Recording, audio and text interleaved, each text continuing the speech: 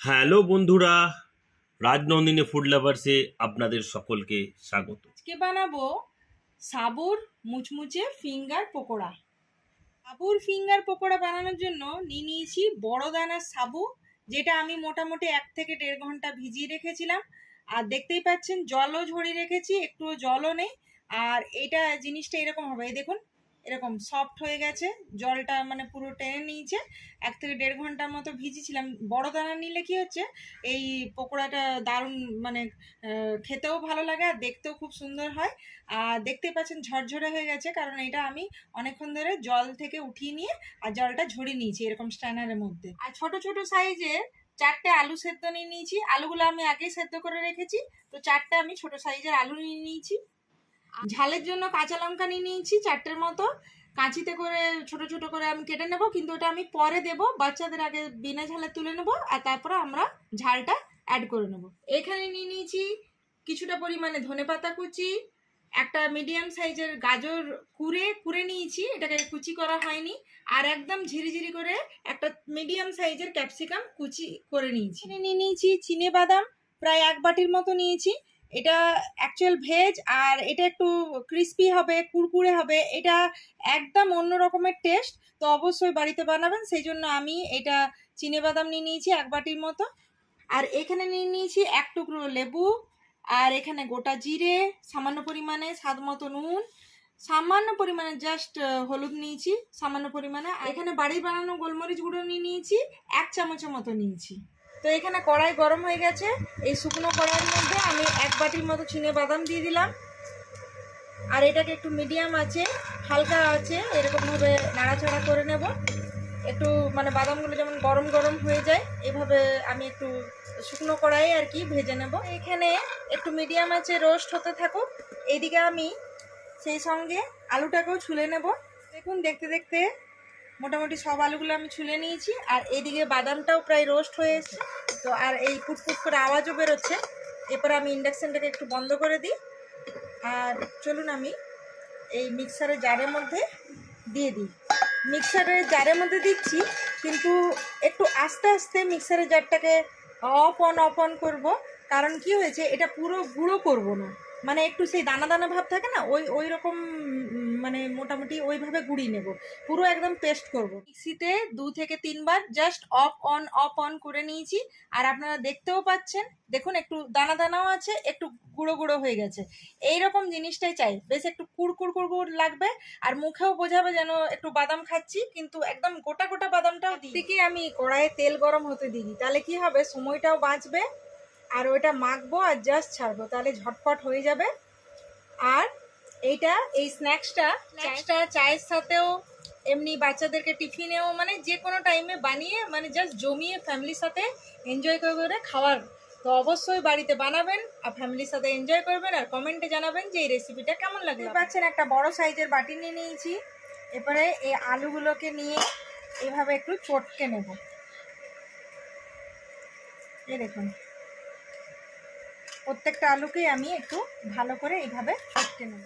তো দেখতেই পাচ্ছেন এই আলুগুলোকে আমি ভালো করে চটকে নিলাম। এরপরে আমি এর মধ্যে ধনেপাতা কুচি, দেখতেই পাচ্ছেন খুব ঝিরিঝিরি করে কাটা হয়েছে।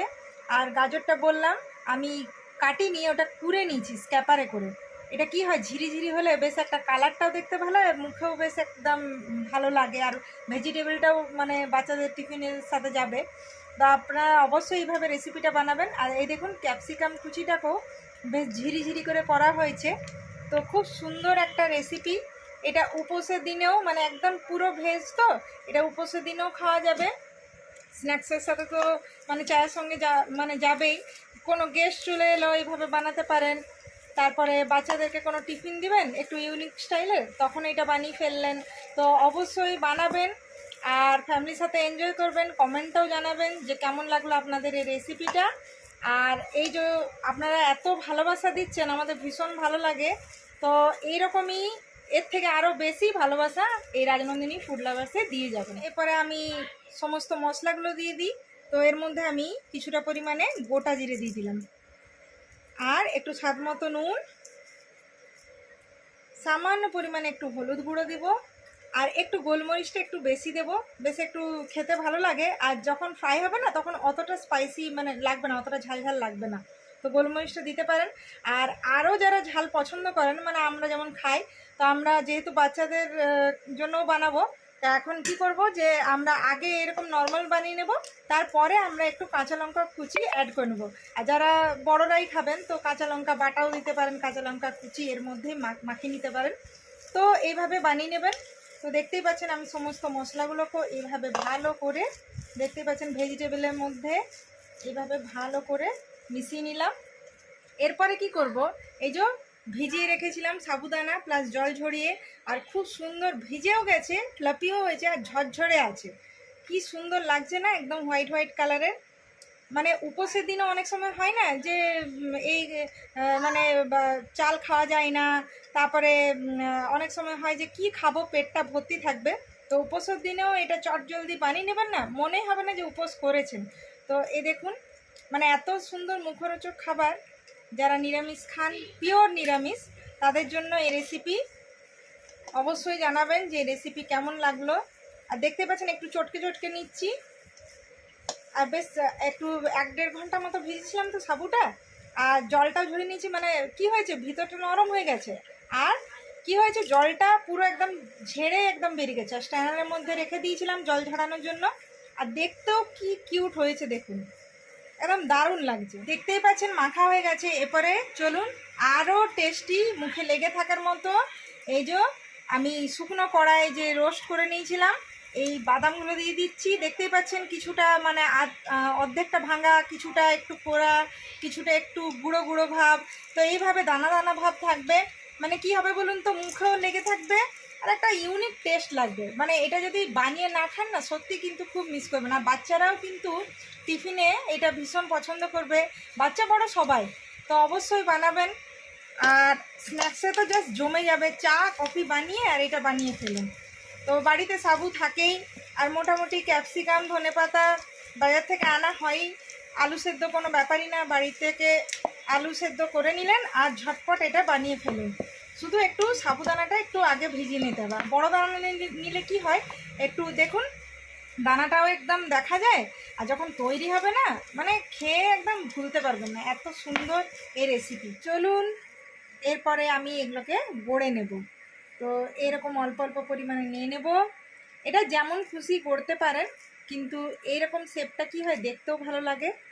এ দেখুন একটু এরকম ফিঙ্গারের মতো শেপটা হবে, দেখতে একটু ইউনিক লাগবে। যদি কোনো গেস্ট আসে তো গেস্টদেরকেও সার্ভ করবেন, ওরাও খুশি হবে, বাচ্চারাও খুব খুশি হবে। তো দেখতেই পাচ্ছেন কত ইজিলি। এই দেখুন আরও নিয়ে নেব, আবারও এইভাবে, এই দেখুন কত তাড়াতাড়ি হচ্ছে, দেখতে পাচ্ছেন। যখন এত টেস্টি খাবারটা হচ্ছে, তাহলে দেখতেও তো ভালো হতে হবে না। তো অবশ্যই এইভাবে সাবুদানার ফিঙ্গার পকোড়া ঝটপট, মানে এটা ক্রিস্পি ক্রিস্পি হবে, আর খুব হেলদিও কিন্তু এটা। তো এইভাবে ঝটপট করে বানিয়ে নিন। দেখতে পাচ্ছেন, ভাবতেও পারেননি যে সাবুদানা দিয়ে এত ইউনিক একটা মানে রেসিপি। সত্যি কথা, এই রেস্টুরেন্ট স্টাইলেও দেখতে পাচ্ছেন আগে থেকে তেলটা গরম হতে দিয়েছিলাম বলে বেশ একটু সুবিধা হয়েছে, আর বেশ কিছুগুলো আমি গড়ে নিয়েছি। এরপর চলুন ঝটপট করে আমি এই সাবুর ফিঙ্গারগুলোকে ফ্রাই করে নিই। দেখতে পাচ্ছেন কি দারুণ দেখতে লাগছে না। এটা যে কোনো শেপ দিতে পারেন, কিন্তু একটু ইউনিক শেপ দিলে কি হয়, রেসিপিটা একটু আরও মানে ভালো লাগে আর কি, দেখতেও ভালো লাগে, খেতেও ভালো লাগে। হালকা হালকা এরকমভাবে ঘুরিয়ে ঘুরিয়ে একটু ব্রাউন ব্রাউন কালারের, এই দেখুন দেখতেই পাচ্ছেন কালারটা কি সুন্দর চেঞ্জ হয়েছে। আগে থেকে তেলটা গরম হতে দিলাম, আর ওগুলোকে মেখেও নিলাম, ততক্ষণে কি হলো, তেলটাও গরম হয়ে গেলো। দেখতে পাচ্ছেন একদম আলতো হাতে আস্তে আস্তে ঘুরিয়ে ঘুরিয়ে এগুলোকে একদম একটু ব্রাউন ব্রাউন কালারের মানে ভেজে নেব। একটু মুচমুচে হবে, আর দারুণ দেখতে লাগছে, খুব সুন্দর একটা গন্ধও বেরোচ্ছে। অবশ্যই বাড়িতে বানাবেন, একটা নতুন ধরনের টিফিন আর কি।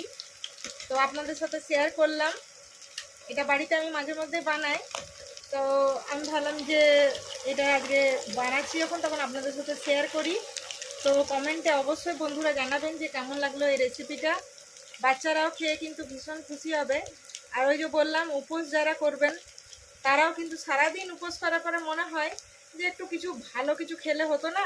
তো নিরামিষের মধ্যে যে এত ভালো রেসিপি, অবশ্যই অবশ্যই ট্রাই করবেন বাড়িতে।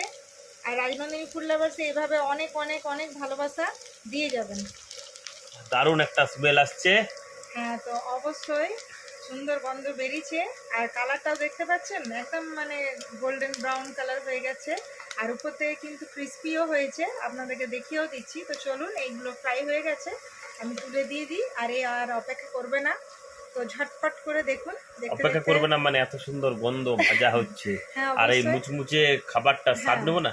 কারণ সবসময় আমরা নন ভেজ এটা সেটা খাই, কিন্তু নিরামিষের মধ্যে যে এত সুন্দর ইউনিক একটা রেসিপি, তো অবশ্যই অবশ্যই বাড়িতে আর বানাবেন। দেখতে দেখছো কি দারুণ লাগছে। আর খেয়েও বলতে হবে যে কেমন লাগলো। তো বন্ধুদেরকে একদম। জানাও যে কেমন হয়েছে টেস্টটা। দেখতে দারুণ হয়েছে না? দারুণ দারুণ।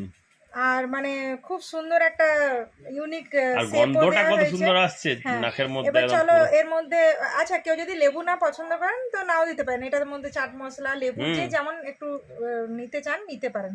তো আমি একটু লেবুর আমি রস, লেবু একটু পছন্দ করি। হ্যাঁ হ্যাঁ, তো ছড়িয়ে দিলাম।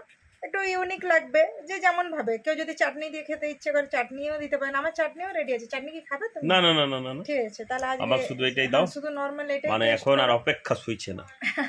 তো অবশ্যই এটা এই গরম সস, গরমটা, চাটনি যেমন খুশি গরম কিছু গরমটা দিয়ে- খাওয়ার জন্য। হ্যাঁ, তো খেয়ে বলো কেমন হয়েছে টেস্টটা। দেখি গরম, যথেষ্ট গরম আছে বুঝলে। আর কুকুর কুকুর ভিতরটা নরম। ক্রিসপি আওয়াজটা দারুণ, হচ্ছে, দারুণ। কুরকুর আওয়াজটা হচ্ছে। আর আর ভিতরটা নরম, বাহ, সঙ্গে বাদামগুলো আছে আর মশলা, ক্যাপসিকাম, ধনেপাতা। মানে সমস্ত ভেজিটেবলও আছে। দারুণ। দারুণ। তো অবশ্যই বন্ধুরা বাড়িতে বানাবেন। একটা স্বাদ আছে। ইচ্ছে করে গোটা জিরে দিয়েছি। এই টোটাল মানে রেসিপিটাই কিন্তু হেলদিও। আর এটা বাচ্চা বড় সকলেই খেতে পারবে। তো বাচ্চাদের জন্য বিনা ঝালে বানিয়ে দেবেন, আর বড়রা একটু স্পাইসি করে একটু ঝাল ঝাল বানাবেন। তো অবশ্যই এটা বাড়িতে বানিয়ে খান আর ফ্যামিলির সাথে এনজয় করুন।